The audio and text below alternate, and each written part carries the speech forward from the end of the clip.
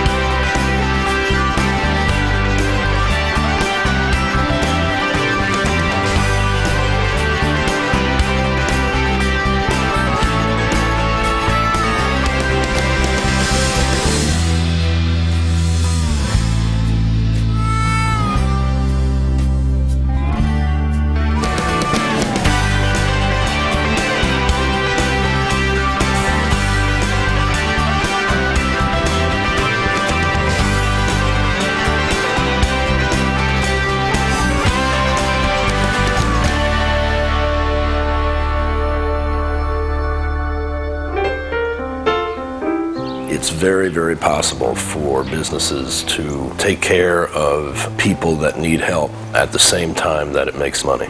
We belong together. That whatever they're into, when they come to Glide, we accept them as they are and hope that they will be able to do something with their lives.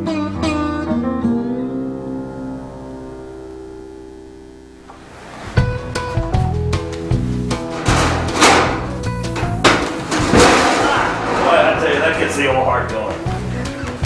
Well, another day, another scoop. I'm Ben Cohen, the ice cream dude. We're in my house in Vermont, in my kitchen, Ice Cream Central. All right, here we go. First we're gonna add these Newman's Own dark chocolate covered almonds. Flavor to taste, you know. You know, this is just a conceptual batch.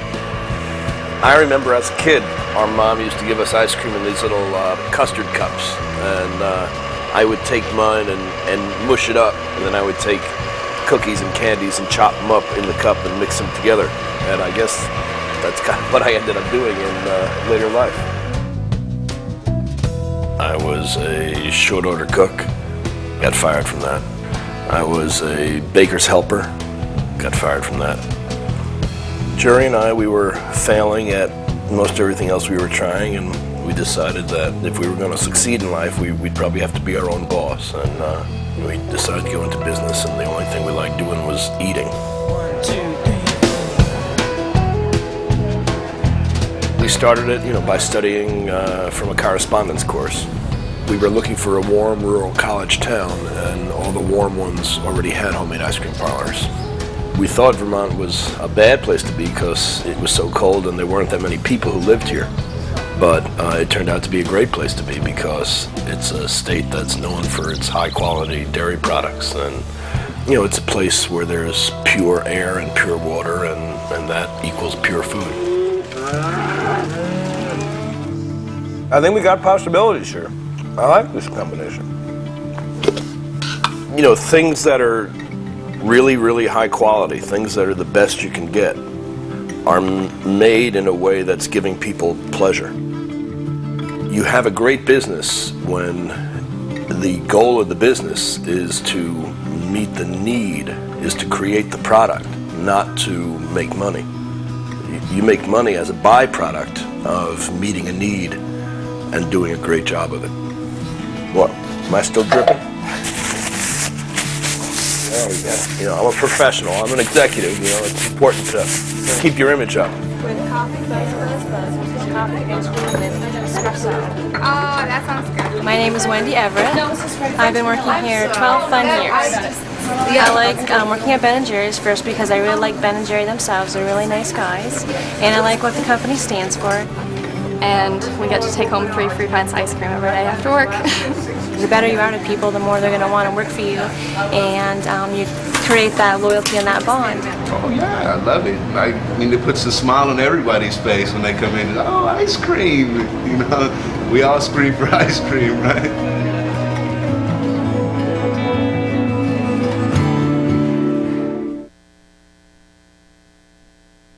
After Jerry and I were in business for about 3 years, we realized that we weren't ice cream men anymore, but that we had become businessmen. And that our business was becoming just another cog in the economic machine that oppresses a lot of people. And we didn't want to do that. So we decided to see if there was a way to use the tool of business as a force for progressive social change. They want to profit with their company, but they believe in giving back to the community. I'm not talking about just giving money away. I'm talking about sourcing your products in such a way that just by buying the ingredients, you're able to help solve a lot of social problems. They recycle a lot, and a lot of their flavors, like chocolate fudge brownie, they get their brownies from a bakery called Grayson Bakery in Yonkers, New York, and that's a business that helps homeless people. They buy their coffee products from a Mexican co-op, and it just filters on and on and on. They're absolutely pioneers. In fact, my company, Rhino Entertainment, uses their model. They're an inspiration to us, and a lot of what we do is either inspired by them or we just plain rip it off. You know, I'm a dessert kind of guy, and when I was thinking about the issue that we're involved in now, taking care of kids and basic education and healthcare, it became clear to me that the best way to illustrate this was with a dessert. In this case, Oreo cookies. Every Oreo equals $10 billion.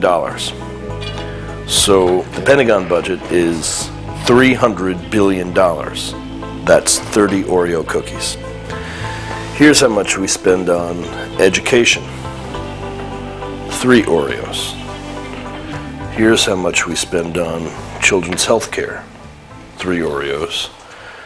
And here's how much we spend on Head Start. You hear the politicians all talking about how much they care about kids and all talking about how they care about education and health care. But the fact of the matter is, you need to put your money where your mouth is.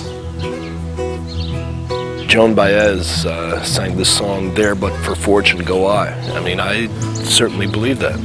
I believe if I was born on another side of some imaginary line, I'd be one of those struggling people that can barely make ends meet and going to schools that don't have the resources to teach. And I want to help those kids. We were all brought up with the idea that it wasn't possible for a business to survive and to help to solve community problems at the same time. But that's false. That's a lie. It's very, very possible for businesses to take care of people that need help at the same time that it makes money. I think it absolutely is the American dream.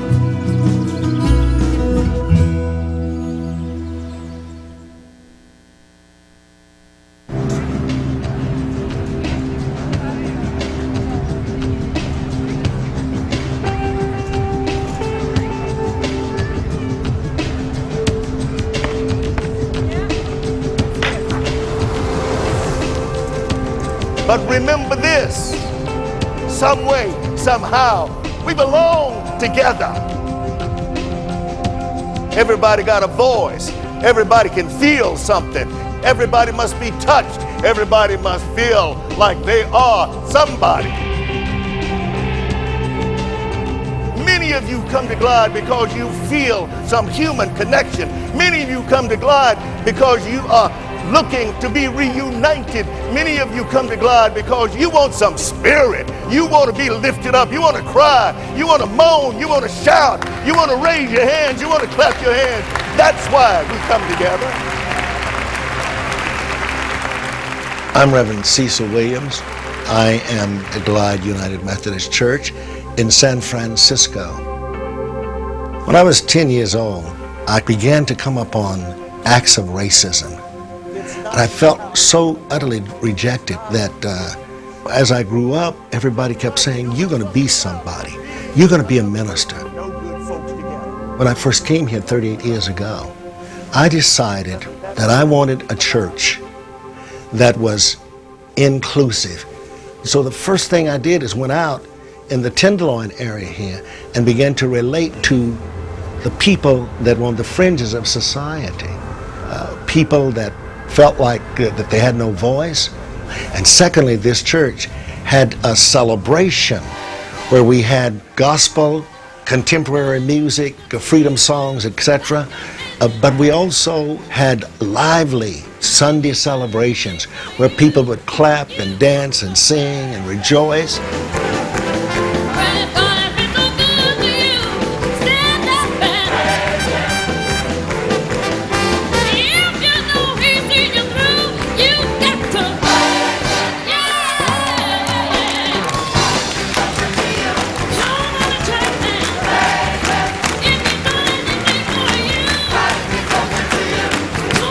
We were not even concerned about ideologies for a while. We were more concerned that we could find a better home and a better community for all people.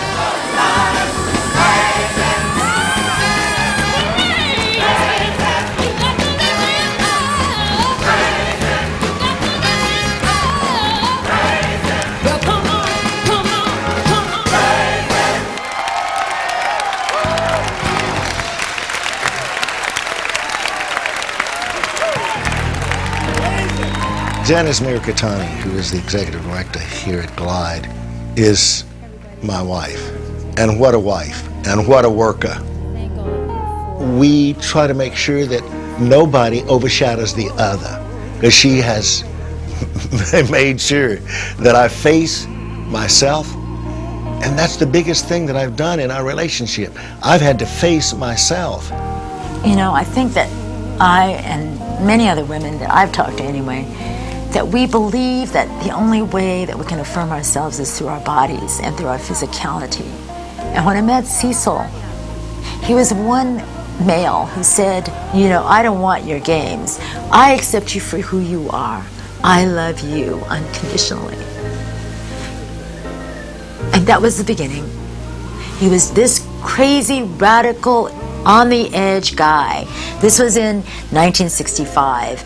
And he was out in the streets bringing in the prostitutes, bringing in the people who were lying down drunk, totally strung out. He was daring the church to come down off of its piety and say, here is a feasting table. Sit, come, you are all welcome.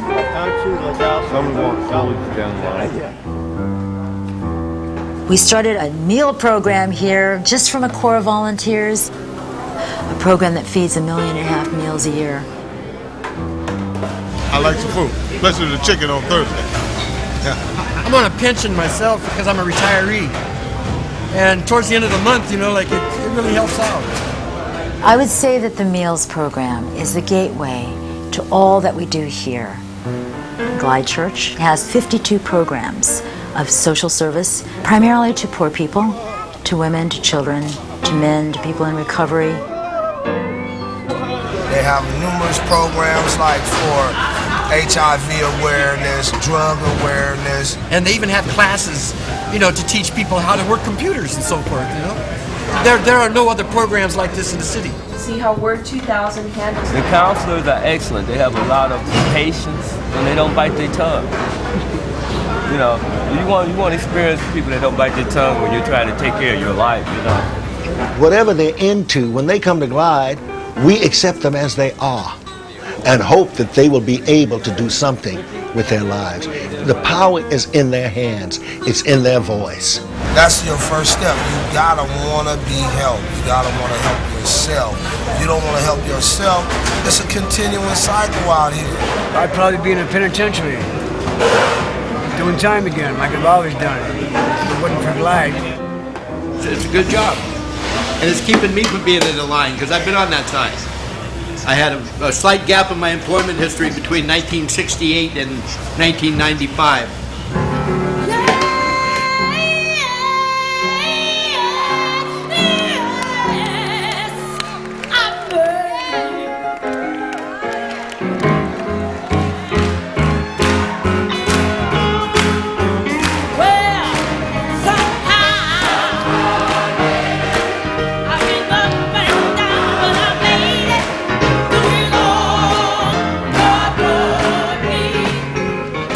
My name is Melvin Smith. I was separated from my family due to drugs and alcohol. But when I came here, I was homeless, no job, nowhere to stay. And I got my starting point from this place right here.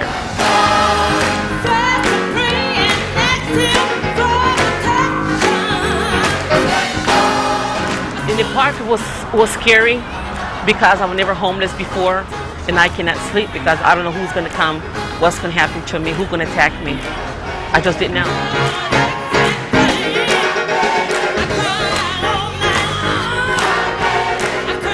Well, the place I'm living now is very beautiful. I have a 3-bedroom apartment, which is in Cecil William building. The Glide Community House was built on the former parking lot for the Glide Church. And so there's no longer parking, but there is a 52-unit housing complex.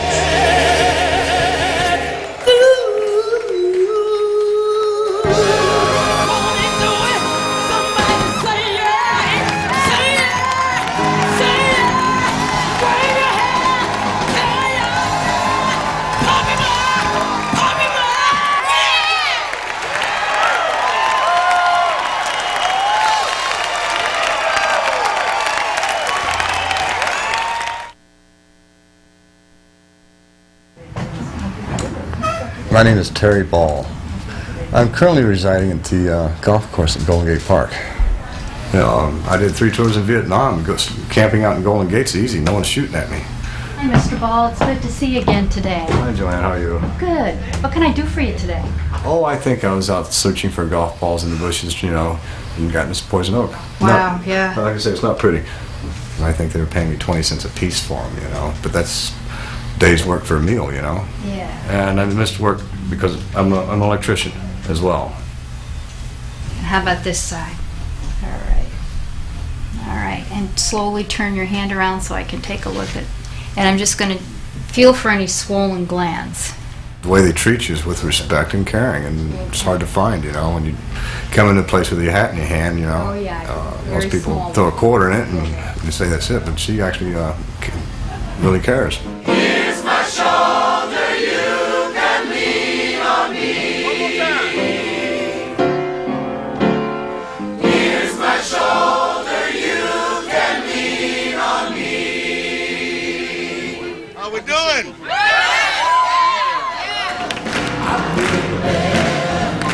So much better since I laid my burdens down. The problem with the churches in modern America, I think, is that they became so middle class that they forgot the roots of their existence. We have been called as the church to lead the nation, to bring justice. We should stop trying to get folks to go to heaven or hell and get folks to live with each other here on the earth right now.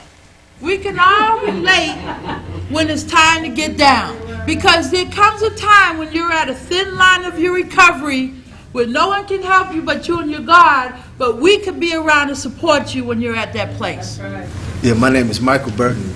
I'm a recovering human being dope fiend, and I'm truly glad to be here. My name is Jonathan Thunderword. I'm a grateful recovering addict, and I have 5 hours left on my internship here at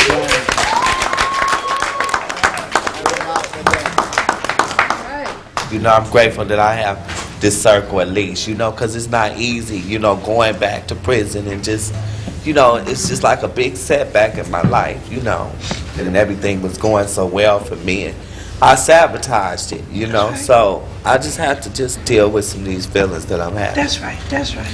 And thank you guys for, you know, being here. Would anyone like to give Mario some words around his time, Vivi? You know, first place I heard about recovery was in prison. That's right. Okay? So, you know, it pains me to see you have to do this, but by the same token, you know, when we come into this and we don't do what we need to do, we pay the consequences. You used to always tell me about recovery, you know, and I kind of feel like I'm losing a friend at the same time, because I know what you're going through, you know what I'm saying? But I'm mad at you too, you know what I'm saying? Because you won't fess up to what you got to fess up to, and I know you, you know what I'm saying? I mean, you talk a lot, and it hurts me, you know what I'm saying? You've made a presence in a whole lot of people's lives. So I ain't saying we all gonna write you, send you cigarettes and money, because that'd be a lie. But you got a home to come home to, and you got people that care about you. I don't know if this brother had that when he left his circle.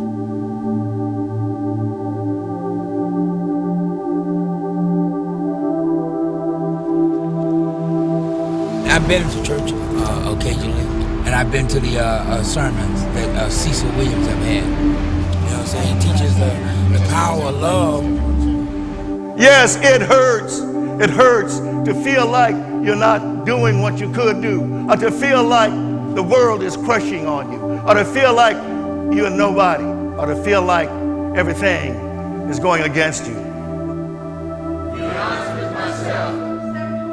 To accept who I am. Feel my real feelings. Feel my real feelings. Feel my pain. Feel my pain. To forgive myself and forgive others. To forgive myself and forgive others. I want to see your eyes opening up with not the shades or shadows covering them,